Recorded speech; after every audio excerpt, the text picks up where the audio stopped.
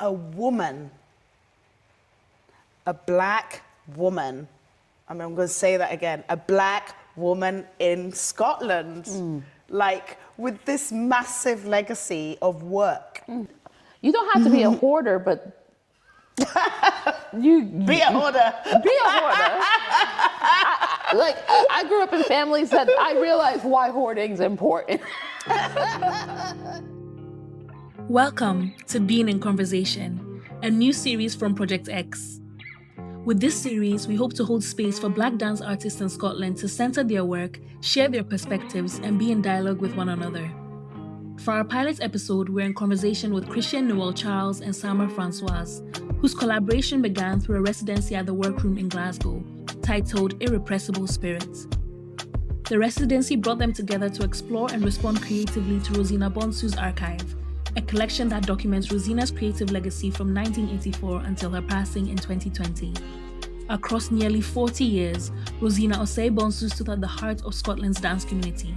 From her work as co-founder of Dance House Glasgow, to her thought-provoking solo pieces, large-scale community projects like Journey, and her mindful movement practice, Breathing Bones. Her work connected people across generations, cultures, and abilities, embodying the belief that dance belongs to everyone. This Black History Month, we're reflecting on living legacies, and this conversation sits within that reflection, exploring how Rosina's influence continues to move through the artists shaping dance in Scotland today. Hello, my name is Christian Noelle Charles. I'm an artist, performer, and printmaker, research and archivist, and I've been working with the Rosina Archive between the Workroom and Project X for the last couple of years. My name is Salma Francoise. I am a dance artist based in Glasgow, and I'm currently studying British Sign Language to be an interpreter. It's interesting of being invited to this conversation because I'm somebody who is, I would say it's more I've heard of Rosina than actually met Rosina. I lie and say I actually have met Rosina, but it's one of those things where it's I didn't really get to know Rosina because I met her in her later years of life. She and I met in 2017 when I first moved here. It was my first year in Glasgow. I can't believe it's almost been 10 years now. Wow. But I think it was the first time that I actually got to know. The first time I got to know Rosina is the same time I got to know Project X. It's the exact same time. I think there was a show that they were doing their first project exchange, and Rosina was there. I think that's when I first met Melly, who was the first founder, and a handful of people. And I just remember, I don't remember deliberately what each of them said, but I know both Rosina and I think it's the first time I saw Rosina, I was oh, I saw someone that actually looks like me, and felt like that she was part of. She was someone that I looked like I grew up in the States when I was studying dance and had the same posture, poise, and someone who doesn't play kind of energy for it. And then I would bump into her a few times, and then I had the honor and opportunity to perform with her during in 2019 as part of a play, I think it was called Them, which was with the National Theatre of Scotland, and she was playing a part, and I was just part of the ensemble, but we were in the same dressing room together with a handful of other artists like Nima Sine and myself, and we and that was kind of the first. And then I remember deliberately we were kind of talking about working in the art world and the dance world and the industry and what that was, and then she spit out words of wisdom that still blows me away to this day, and also she was a person that every person that has mentioned Rosina and known her had a story or an engagement in a way that created such an impact, and literally it was very inspiring and forward, and literally made sure that it felt like she was always making sure that everyone was themselves in a way. So because I feel like I'm still a student in front of Rosina, still here when working with the archive, and the way that you share your stories with Rosina and how you bonded, because like you're basically like girlfriends, it's like best friends, and literally how do you grow from that? So yeah, absolutely. Thank you, Cece. Like girlfriends, that is such a nice. It's a perfect description. Yeah, it's a perfect description. Going back to the question, and as soon as I go back to the question, I'm just going to resonate what you said, Cece, because you can't be what you can't see. And I was just listening to you saying when you first met Rosina, you saw yourself standing in front of you in Glasgow, and that's what happened to me. That's how I felt when I first saw Rosina. The actual very first day I met Rosina was hysterical and brilliant because I met her in Glasgow. I met her in 2010. And when I was 40, I returned back to dance. And I arrived at college in Glasgow. I joined in the second year. And a student came up to me and said, "Oh, have you met Rosina?" And I went, "No." "Oh, you know Rosina?" And I was like, "No, I've never heard that name before." And Rosina wasn't there. You know, she was coming back in a couple of weeks. And so we had a stand-in teacher, but the following week, 2 students came up to me and they were like, "Oh, have you met Rosina? Are you standing in for Rosina?" Of course, clearly I didn't know that Rosina was a black woman living in Glasgow, and there was me. And I wasn't ignorant in any form or fashion. It was just, I just never asked the question. I didn't need to. So anyway, week 2, Rosina rocks up, and I'm saying nothing, super excited to meet this Rosina. And Rosina walks in. Of course, you can imagine, well, you can't imagine because you all don't know me, but now you do know me. The look on my face, out of respect, I was like, the teacher's just walked in. But my whole face was just like, of course she's a black woman. I mean, of course. Like, also, but then I had to sort of contain myself, and I was itching to tell her this story about what had happened. But again, fully respectable of that. So that was the first day we met. It was class. I was sort of very excited, very, very excited, but also very aware that everybody else knew her and she didn't know me. And there was no part of her going, "And who are you?" She didn't make me stand out in class and feel shy or embarrassed. That was my first day. And yet everybody else had worked together for a whole year. And a few weeks down the line, we had our first tutorials, and I had my tutorial with Rosina. And that was our first sort of proper introduction. So she cut straight to it. There was no messing about. She was like, "Hi." I was like, hi. But I'm now completely overwhelmed. I'm clearly like, I've joined college. I'm like, I'm going to be my version of you. I've already decided that. I've only had 2 classes. Loved the way she moved, loved the limon technique, had never done limon before. I was like, oh my gosh, you have this body. And you're just like, I can do this. I can see myself now. This is great. So she said, "Great, so happy you're here." And I'm like, so am I. And I was actually dancing part-time and had another job. And she said, so you're doing 2 jobs, do you not want to do dance full-time? And I said, "Oh yeah, I do." But she said, "Well, what's stopping you?" And I went, "Well, I've got a mortgage." And she said, "So what do you want to be?" And I said, "Well, I'm going to be a teacher." And she said, "Oh, do you like performing?" I said, "I absolutely love performing." She's like, "And?" And that "and" stuck to me and will always be something, because I said, "Well, I'm 40." And she said, "And?" I didn't really enjoy yoga. You of all people?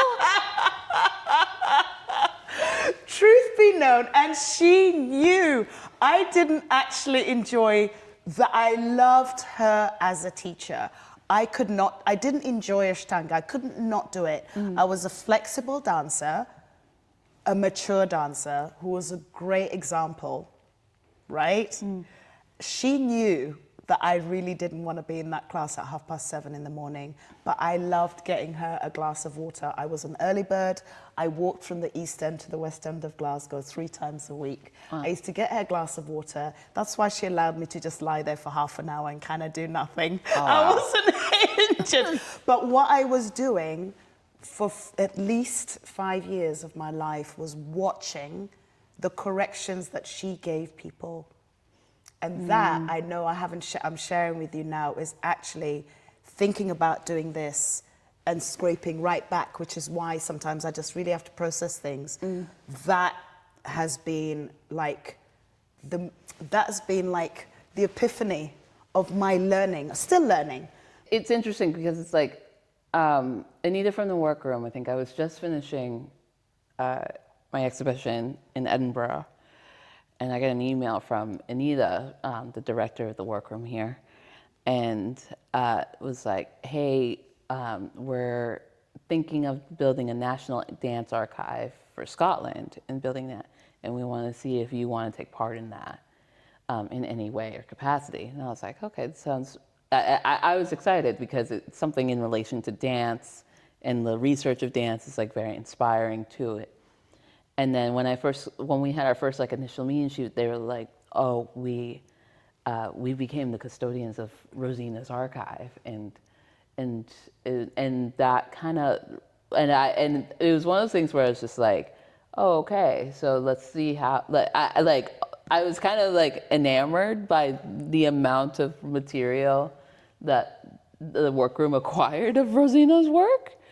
And I think in my mind, it was like, how do we try to convey her practice through this? And to be honest, she already has it ready. So it was one of those things where she, like, you look through, so like last year I was able to have the opportunity over the summer. I took the entire summer of really investigating her archive and seeing what she collected. And she collected almost every single review, every single like publication, every program that she was in, her counterparts are in, photographs of her with portraits, and all of her engagements, every DVD. I haven't touched a DVD player in 15 years. That was the first time.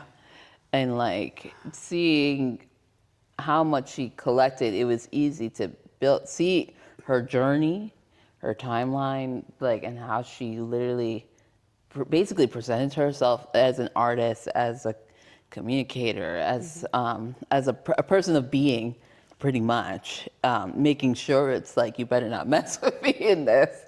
And so in a way, and also I feel like going through the archive, her archive, it was such a slow burning process because of how much delicate care that was applied to it. And you were telling me like how you and Sheila were literally going through box after box after box. Box after box. There was so much. There was a whole living room and more.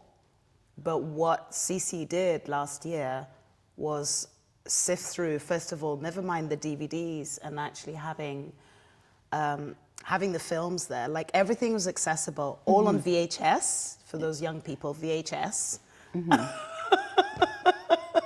It's funny to me to make fun of VHS now, because I am a VHS girly all the way. VHS girly.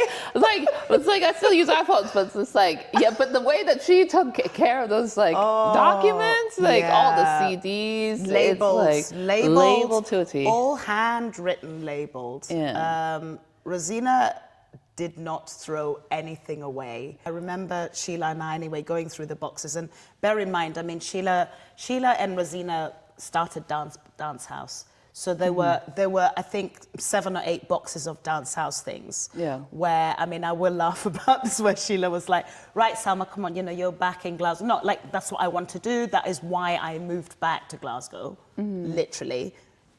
Because I felt a calling to continue the legacy. But Sheila was right, we can do this. And then it was like we were looking at each other and we were like, what are we going to do with all this stuff?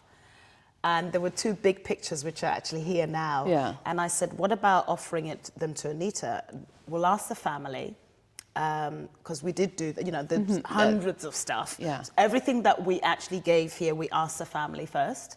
And they were like, no, considering the family are abroad, away from Scotland, honour to the family of being like, we know her family was Scotland, we're Glasgow. And that already, again, is another thing. It's just, it's just continuing that. It's being part of that. For me, I feel privileged to be part of it. We just saw Coconut with the team earlier today, and it's basically her self-reflection, and she has mirrors in there as self-reflection. She was pouring water in a drawer, like in terms of trying to analyze with her stories of her family and reflection to that, and that is always it's just like, oh wow, and you're seeing those connections and like how it's like you're not alone, especially in Scotland. Yes. It's like this is a process that we were all going through and grappling through. The first time I found out that Rosina went to boarding school, like I went to boarding school, was when I went up to her flat for lunch, and she had one of these big, really ugly, I call them ugly because they're still ugly to me, and it's brilliant because we laughed about that. Yeah. Big, ugly photos, of some beautiful people, but it's just the photo thought. It's like you're all standing there. Well, my photos were always like, my socks were up to my knees and I had to stand like this. I mean, my mum took photos of me looking literally like a robot, like this. I love that. I laugh about it so much now because it was all about how you look. Yeah. I can look at that photo now and go, oh my gosh, colonial. Because still when I go back to Africa sometimes, there's still some neighbors of ours that wear the long white socks. And sometimes I'm like, I guess, of course. No, I guess.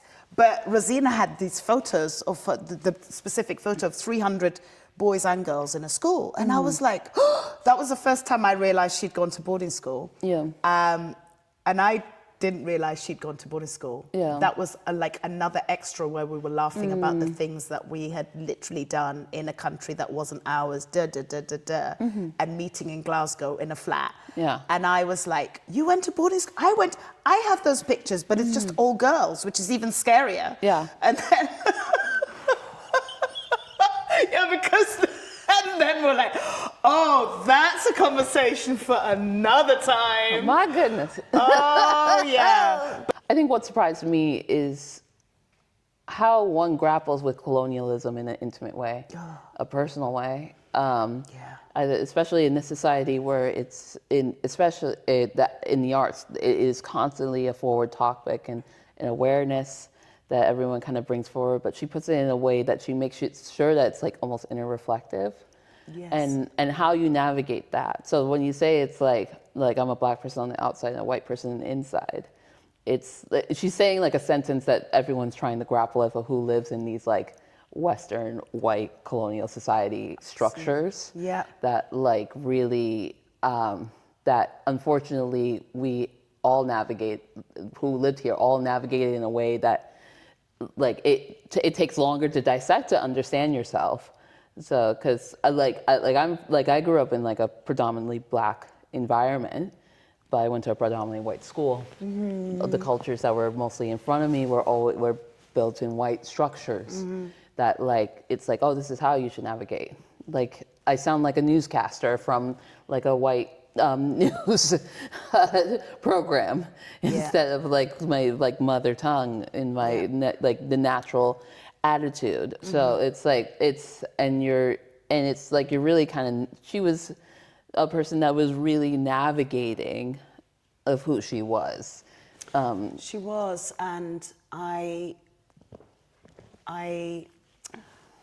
I've spoken to so many of people who spent so much more time with her and things, but there's only so much people will say, and this is again back to legacy and archive, right? Because I'm not asking people to just I am actually, because that's who I am. There's no hidden agenda. I'm like, please tell me what it was really like, right? That's what I'm saying. And why I'm saying that is because, again, after Rosina died in 2020, I found out that I knew that she had difficulty in Scotland. I knew that. We've got all this archival things, these incredible photos you've been through with hundreds of children all over Scotland that she went to teach. But Rosina got a job. She moved up from London in the 80s. And in the morning, every morning, she worked with her other colleagues. The janitor wouldn't let her in the door for a while. And this happened for a while. Because she was a person of color, she was a black woman, she was a global majority. Call us what you will. She did not look like a Scottish person. So to honor the work, but also to be very mindful of, wow, yeah, she did. She came up here and she looked like what she looked like. And you all took all that teaching. You still talk about how amazing she is and how fantastic she is, and put a picture on a wall, and you say the yoga, you've never learned any yoga. But she came in the 80s. So just look at all of us and do your homework and start doing it. It's never too late. It will never be too late. It will never be accomplished. But wow, for you to honor and shout about a black woman when you're not, you may not have known her, but when you know nothing about the race. You just knew her as Rosina. Does it sound harsh? It sounds... No, it's blunt. It's blunt. It's just straight up. It's straight up. It's blunt and it's straight up, which is what this has offered me, because you can tell that I'm feeling weird. I'm not feeling uncomfortable, but I'm just being completely blunt. Yeah. No, say what it is. But as far as how it feels like to have all this, to have all the legacies, like you say, so strategically kept, maybe that is, well, not maybe, yeah, I feel, she's not here. The only thing, the saddest thing, yes, but the only difference between, it's a living legacy, and I feel the difference between archive or a library and us talking and laughing and crying is the fact that she is here, she's present, but she may not physically be here, but the way, like you say, looking at all that work, seeing how she kept absolutely everything. I could have gone to every class, I could have done everything, but I'm still watching Coconut and going, oh my gosh, that's why we did that, and that's why we did that. And she was so vulnerable on stage, and it's a massive inspiration to me. And also, I think also in terms of talking about living legacies, like I grew up in a culture that greatest of all time. It is always in our faces in a way that it's like the originality and and the impact of an individual that creates almost an entire culture in a way. And understanding that it's supposed to be honored and respected, but also I think it's kind of like a cultural repetitive closure for people to understand how they're navigating the world, and that is, and I think I find it interesting being outside from the United States, from being in that all the time, and actually really understanding an amazing human being that created such a presence and an impact on someone collectively that is more intimate, more personal, more impactful than I would say even a pop culture icon. Yeah. And how she literally she familiarized herself in a way that really, she makes herself present, that everyone can talk about her. That's as if she's still in the room. Absolutely. And actually, you've really hit something on me today, beautifully, that we were talking about this morning when we were watching the video of Coconut. A woman, a black woman, I'm going to say that again, a black woman in Scotland, with this massive legacy of work, different to, you know, entire company, entire country, Yeah. caring and honoring you. That's why it's so important that this work is done. Yeah. That's why it's so incredible. It's essential. It's essential, but that's why it's incredible that we're really pushing, and how you just kept going and going, and the workroom and everybody's just like, we're gonna get this done. And Sheila and I were like, we're gonna put this out there. Like, it's fine for people who care, but it actually, that's when it's really strange that if Rosina wasn't Black, would the funding be here? I've just brought something out that is it just arrived from my thought process. I feel like this is the thing. She made sure that she wasn't tokenized. Absolutely. I think she made sure that she wasn't tokenized in a way that I think, like, and I'm calling out Scottish art institutions in a way that, like, there's been a growth of the Black community, particularly. I would say there's always been a Black community here, duh. But Absolutely. but the presence that everyone sees it on the surface is more present than ever. Absolutely. Being a knowledge is utter, and like I think, and people are recognizing that these spaces need to have the representation that needs to be forward. Yeah. And I think Rosina made sure, especially within her community, that's going to be always placed and respected. Absolutely. And she knew. She was the only one. Yeah. She was the only teacher. And she did travel. She didn't just stay in Glasgow. But that is a legacy in itself. This is definitely not out of anger. This is out of, like, this is what people need to talk about. These are the uncomfortable conversations that are not uncomfortable, certainly to me. They're just real. But the more people talk about it, and not just go to the library or teacher told you. Yeah, and that's the beauty of archiving, really. Especially, and like people can look at it as if it's like you're watching a movie. You're taking a period piece, you're finding a story, you're finding connections and how it relates to it. That's but you have single-handedly put all these old school VHS, I won't say Betamax, that was my era, but also into watchable DVD. It's amazing, CC. You really need to. I have so much respect for you. That says it all. Oh, thank you. No, but I have respect for you. Like, the way that you tell your stories and really share your knowledge or experience, it's always reflective, personal, and welcoming. And so, like, I'm a person that is pretty guarded, and like you really open arms. That it's for me, it's hard to break walls.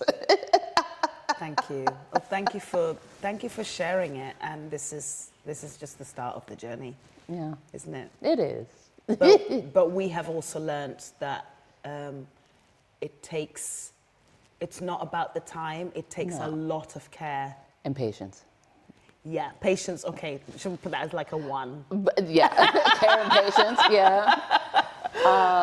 No, Rosina taught me about patience, so that's for sure. I think patience in a way that it's almost similar to her breathing bones practice, where it's literally your pause, you're being held, and it's literally a communication with the body that you're really holding yourself, and it's healing. And I think people don't realize patience is a form of healing, and the way that she treats breathing bones particularly is a patience with the body. Absolutely, breathing bones. Rosina understood the body like I have never known anybody to understand the body, and there is not one person that I've come across since February 2020, but since she died, but also before that, that doesn't talk about how, without words, she would be there. Like, they'd walk into a class and she'd be like, "Oh, is it your right hip?" I mean, just like that. Yeah. And they were like, oh, is this person like a witch or something? Yeah. I mean, people say things like that. Or they'll be like, she was like, maybe you need to relax your little toe. People talk about the gentle touch that she had, but also I also remember the no touch. And she was that person. She would stand behind you. And it's like, you know, when people say like the hairs, like kind of sit up, you just, to me, Rosina, if I literally, I was like, how do I feel? I thought about that this morning. I think about it every day, but I just thought about this morning because we were doing this, and I was like, what is it that Rosina taught me? She taught me to stand on my 2 feet and ground myself and be unafraid to allow fear, but to trust. I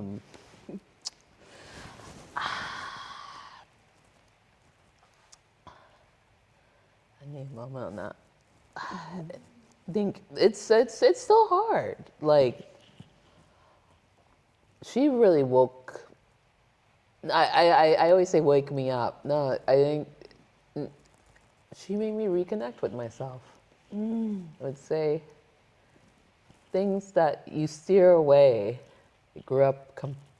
I'm a person that grew up in a society that you easily can compare yourself. You're in a place where you can.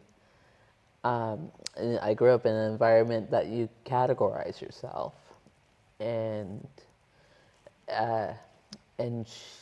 basically she's a person that witnessed that you don't have to do that. You don't have to worry about that. You don't have to be in those spaces, and then you have to own those spaces. And saying that, standing on your 2 feet, because I think during the period that we were both doing Breathing Bones together, it was the first time that I was able to reconnect with my own body in a healthy way, in a personal way, an intimate way, because I'm a person that pretty much lacks intimacy, or didn't really engage intimacy in a way that felt comfortable for me, and her openness was very highly respected in that,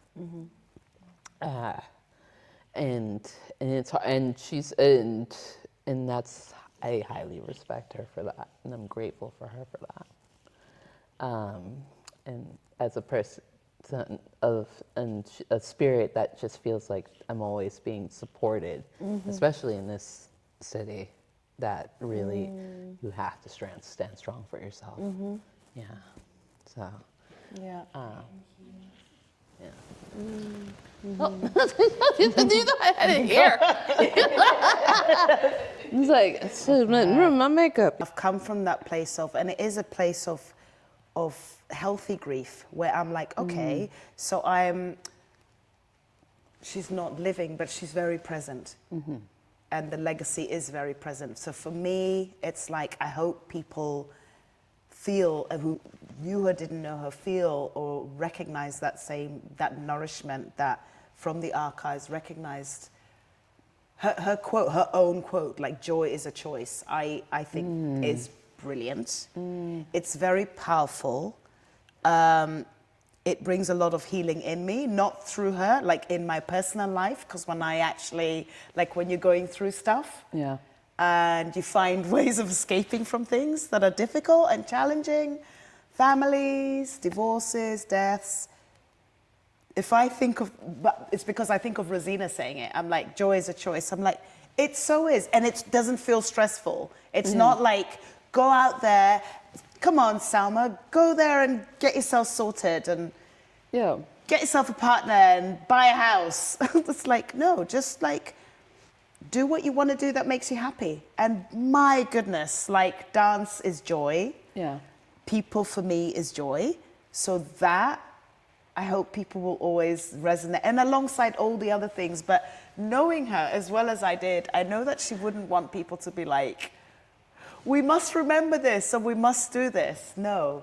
She'd want them just to seep through that like we do, like we all do, and laugh and giggle and go, oh my God, look at that photo. And oh, do you remember that time when we did that? And that's what it's about.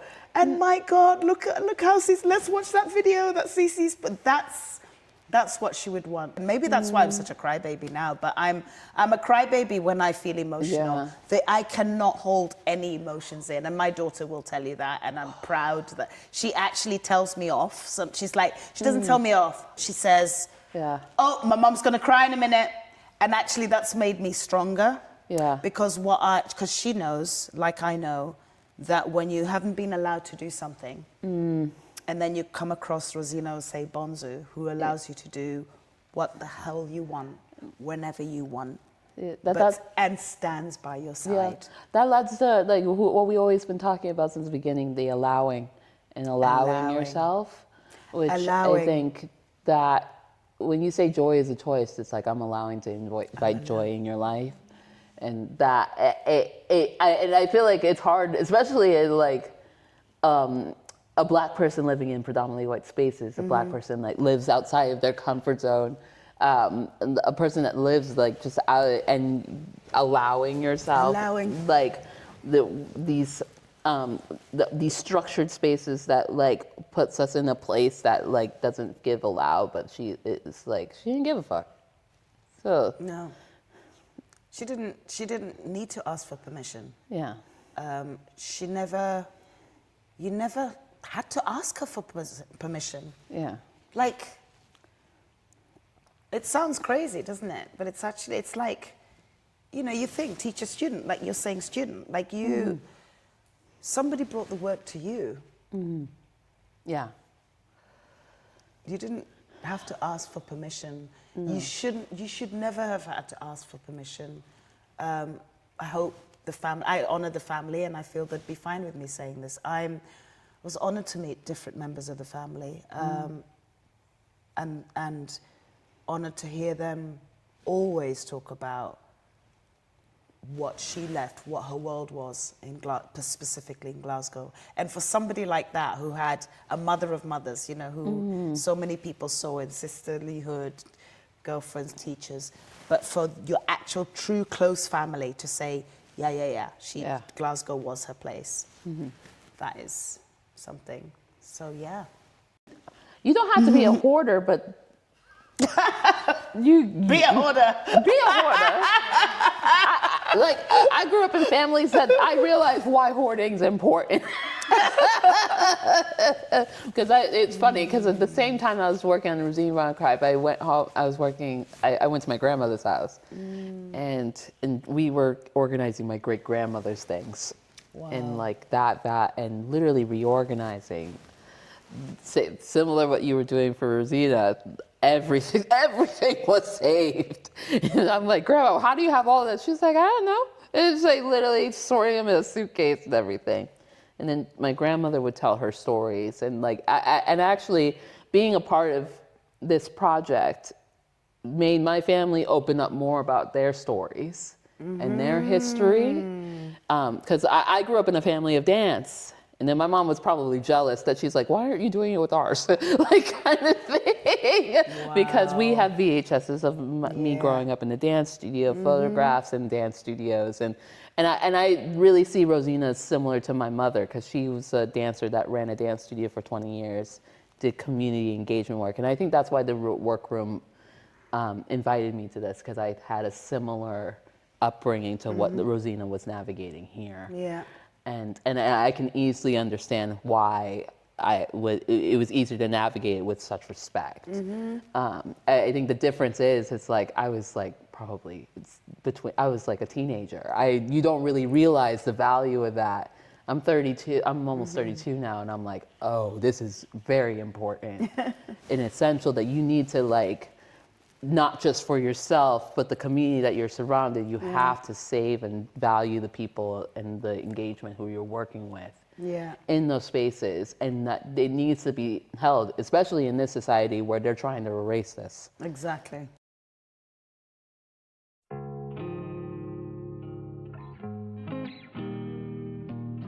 Thank you for being in conversation with us. If something here moved you, please like this video, leave a comment, and subscribe to our channel. We'll close now with a few words from Rosina. I wrote because I kind of thought, what do I want to say? Is being black an obstacle? Is being a woman a deficiency? Is being a particular age a difficulty? Is creating a career in dance a challenge? Yes and no. The choice lies with us, individually and collectively. The reality is that it is about